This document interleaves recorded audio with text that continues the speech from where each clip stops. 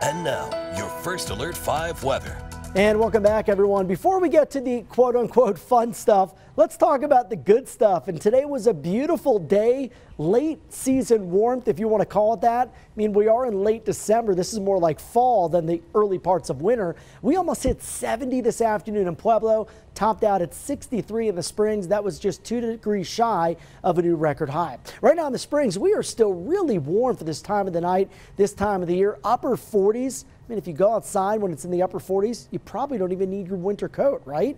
At least I don't think you do. 44 degrees outside in Pueblo. That's the current temperature. Now, across the western U.S., it is a big old mess out west with snow and wind impacts on the way for southern Colorado. And we have an assortment of advisories, watches, and warnings. The map lit up like a Christmas tree. Purple indicating winter weather advisories. The southern mountains, southwestern mountains expect to get hit the hardest. The pink shaded areas, those are winter storm warnings. And still through tomorrow morning, our southeastern mountains, areas around Huerfano County, including Walsenburg, under high wind warnings until 8 a.m. I want to break down these impacts. So the map is going a little bit crazy. Mountain storm impacts. Snow is going to be on the high to extreme side. Travel impacts on the extreme side. Visibility on the high side. Here are the impacts for the plains. Again, I apologize. The graphic is looping on you. Snow impacts. Even though totals will be low, I think it'll be moderate in terms of impacts. Travel as well, moderate to high. As we've seen, only a few inches can cause massive headaches and disruptions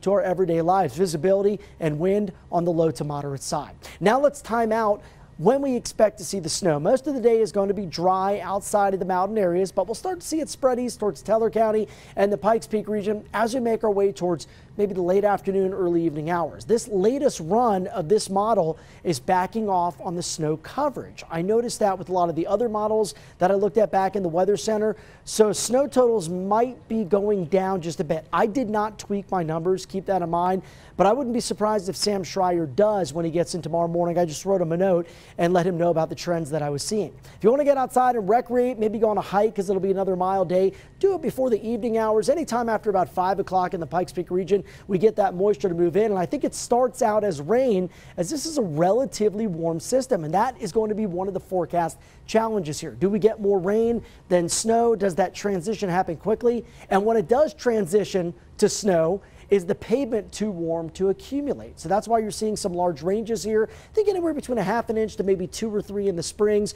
2 to 5 possible in Monument, 2 to 4 in Woodland Park, and a trace to 1 Canyon City to Pueblo. If anything, again, models trending down, so we might end up being on the lower side of those ranges. Overnight